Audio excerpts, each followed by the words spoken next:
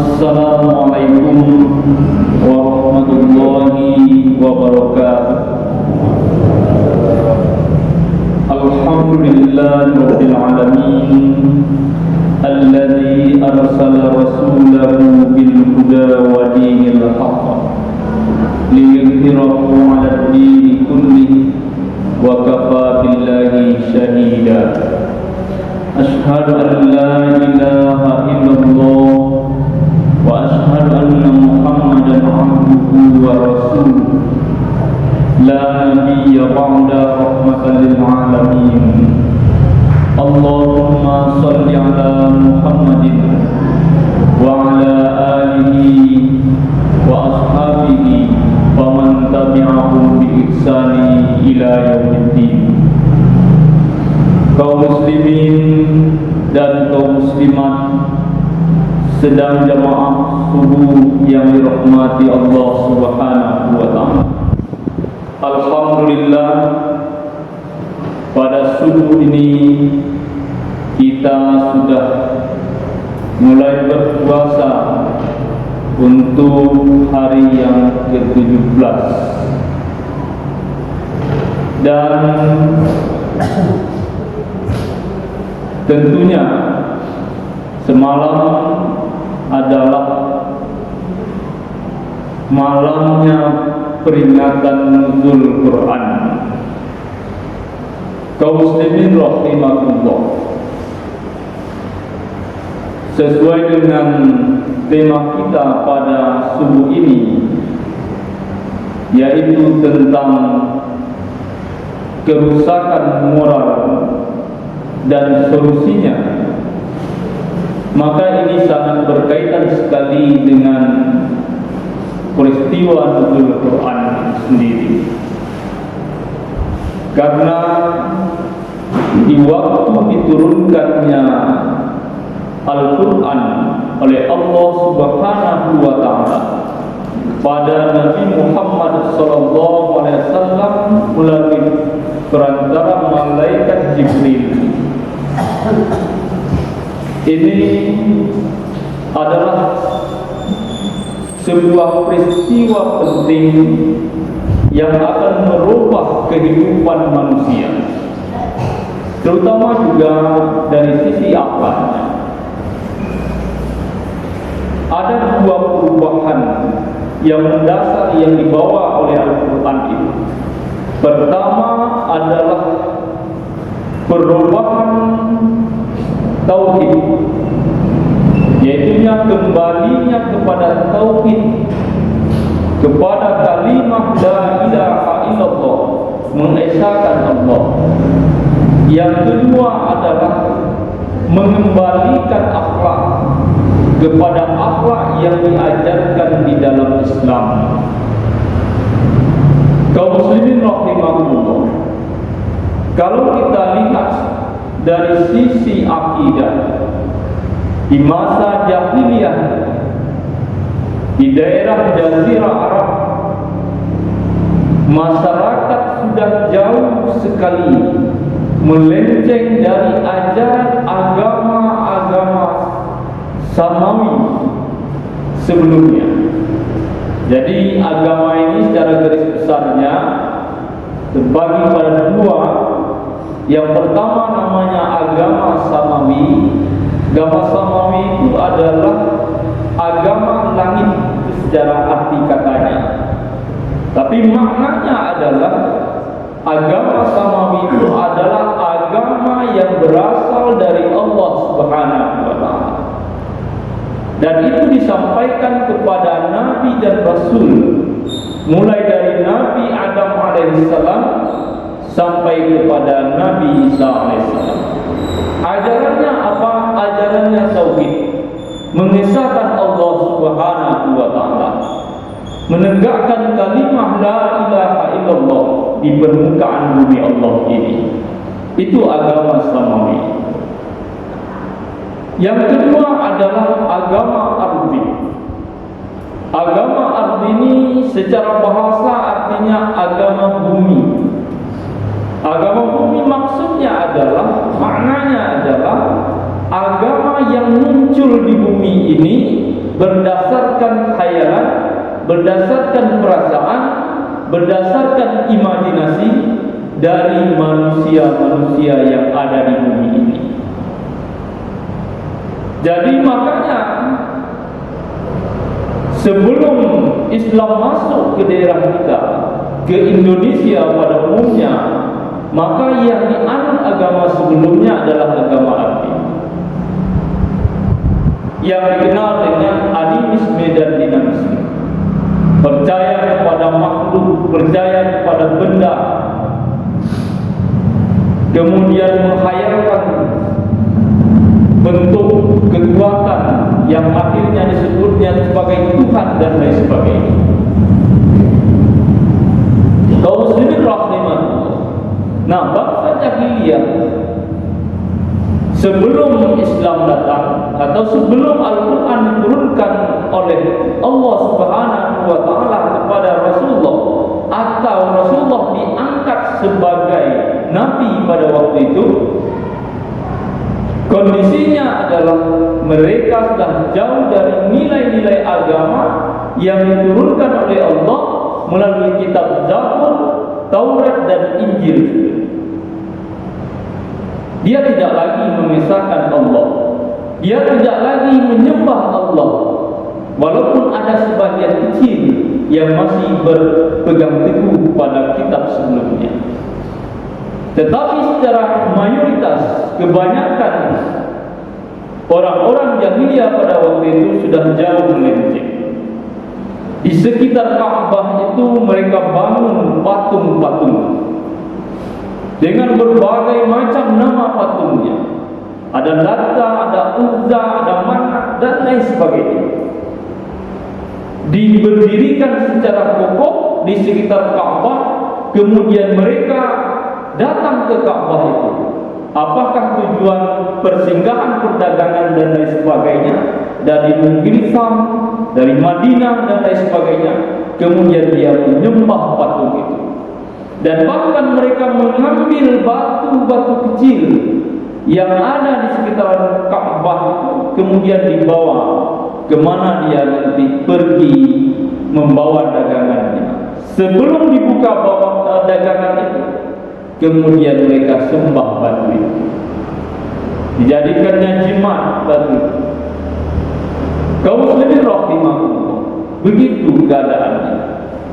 Dari segi akhlak juga, mereka telah jauh dari akhlak yang diajarkan oleh agama yang terdapat di dalam Taurat, Zabur dan Injil yang sebenarnya.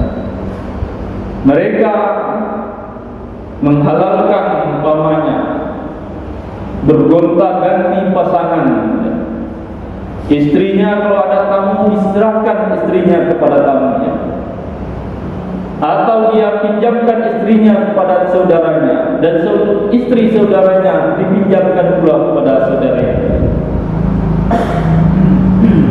Mereka tidak menghargai kaum wanita, mereka meremehkan kaum wanita. Bahkan mereka malu kalau lahir itu dalam keluarganya seorang wanita. Kaum muslimin rahimahullah, itu yang terjadi. Dan yang berkuasa pada waktu itu adalah orang yang kuat. Hukum rimba berlaku. Siapa yang kuat, dialah yang berkuasa, dan dia akan menindas kelompok-kelompok yang lain yang tidak patuh kepadanya. Ini terjadi, dan Rasulullah tidak tahan dengan melihat keadaan yang seperti itu. Nabi Muhammad SAW tidak tega, tidak tahan dia melihat kelakuan kaum kafir Quraisy pada waktu itu. Kerusakan akidah yang sudah jauh, kerusakan akhlak yang sudah jauh sekali. Tidak ada lagi nilai-nilai kemanusiaan yang ada di tengah masyarakat.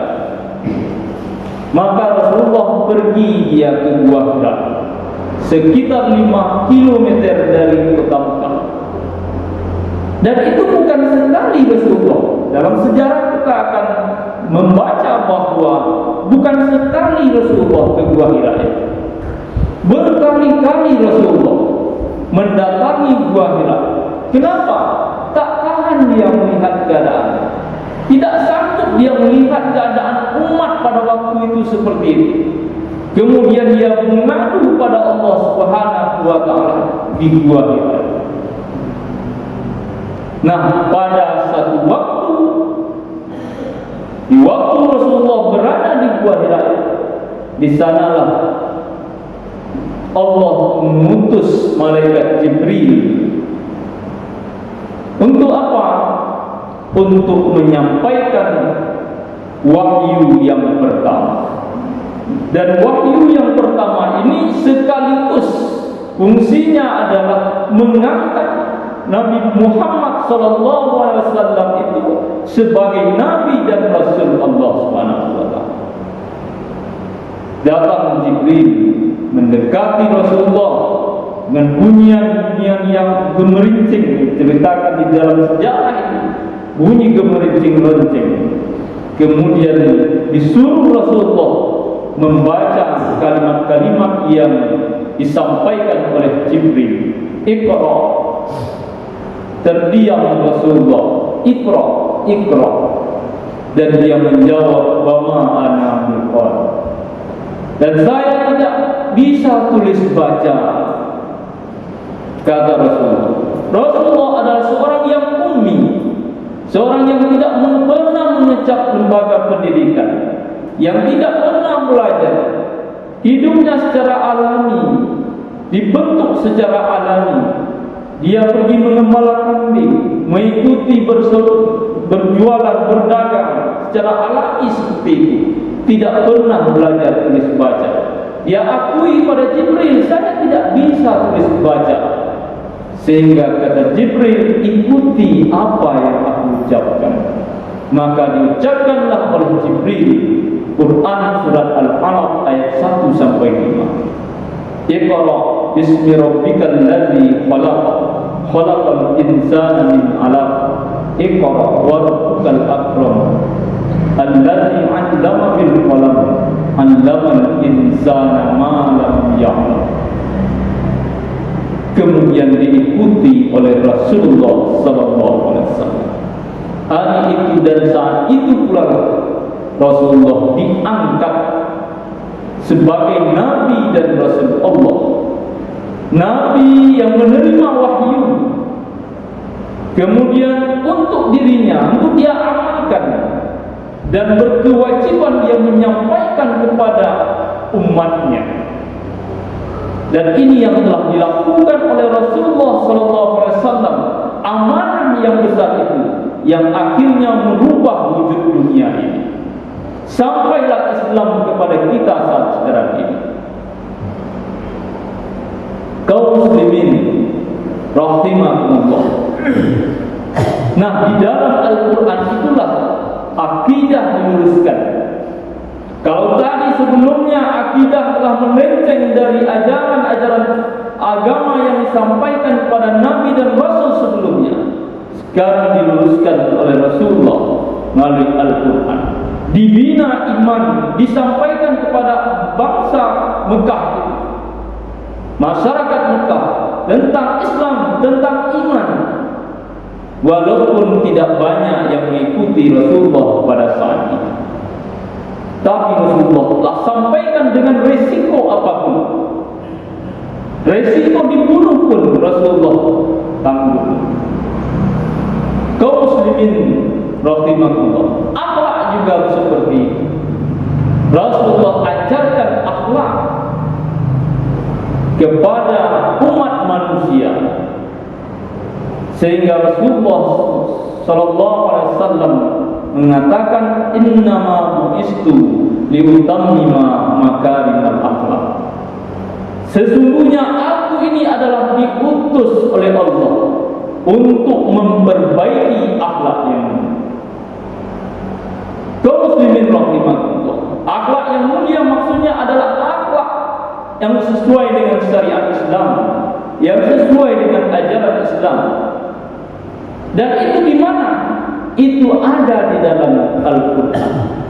Sehingga di waktu Ibnu Qatadah bertanya kepada Aisyah ummul mukminin,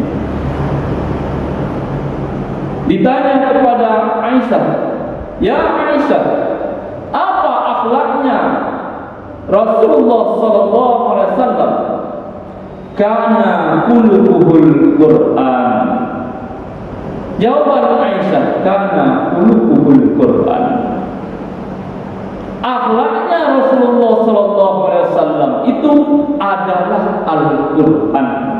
Ini penyampaian Aisyah radhiyallahu anha.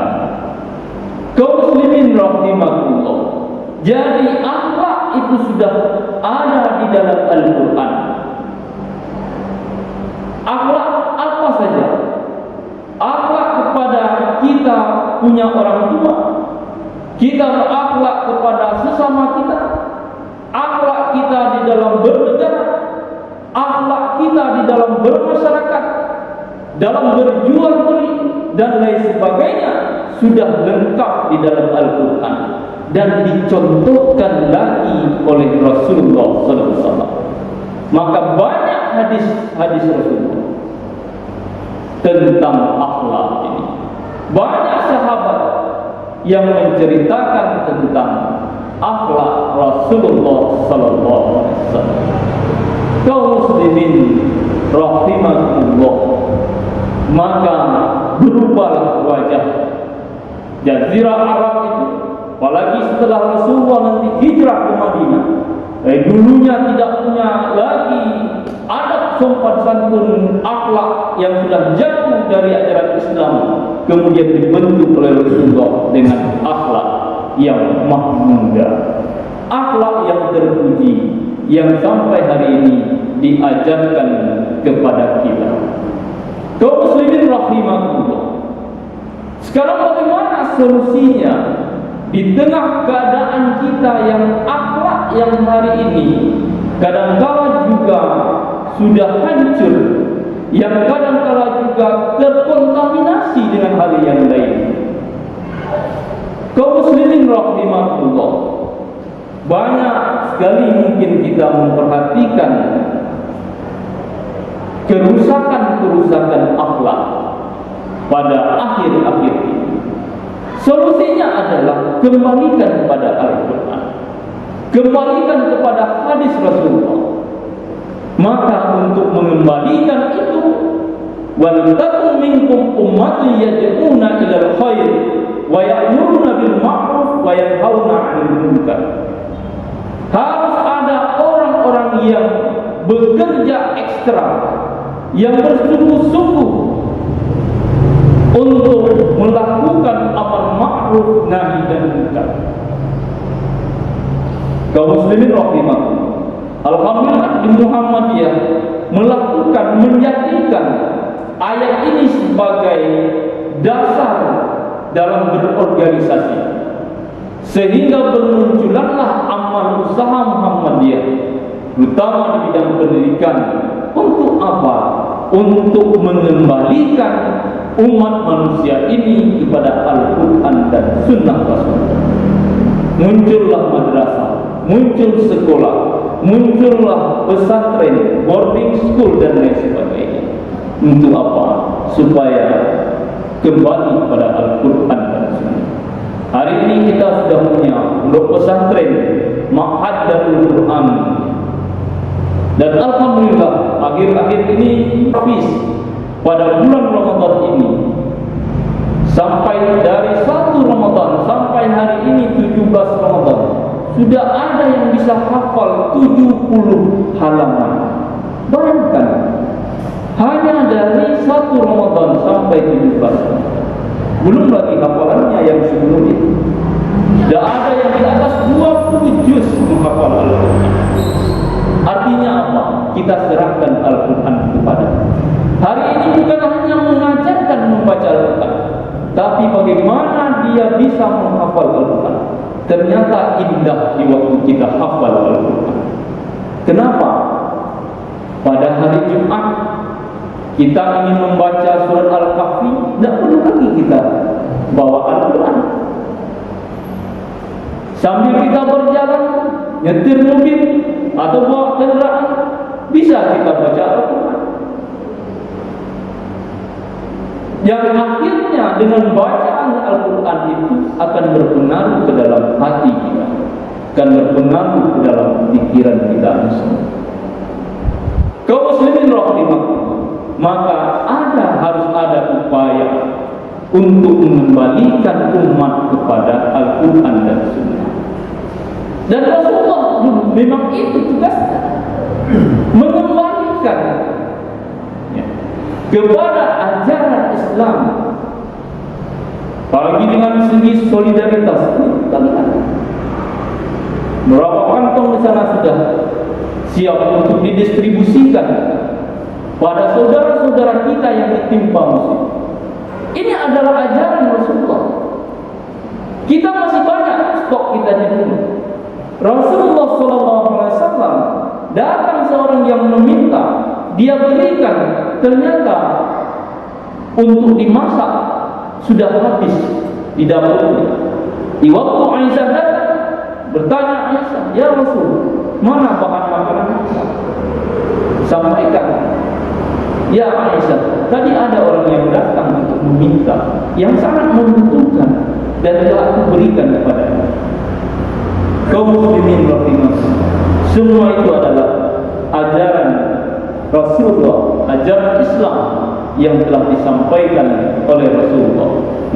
Maka harus kita giatkan segala bentuk kegiatan sosial, dan kemudian kita isi mereka dengan mengembalikan kepada akidah dan sunnah Rasulullah sallallahu alaihi wasallam. Kaum muslimin rahimakumullah, demikian saja yang dapat saya sampaikan pada kesempatan subuh ini. Mudah-mudahan kita selalu berkahi oleh Rasul, oleh Allah Subhanahu wa taala. Dan kita akan sehat insyaallah. Mudah-mudahan Allah memberikan kesehatan kepada kita, kemampuan kepada kita untuk sampai akhir Ramadan menyelesaikan ibadah kita, menyempurnakan ibadah kita pada bulan yang mulia ini. Billahi taufiq wal hidayah. Assalamualaikum warahmatullahi wabarakatuh.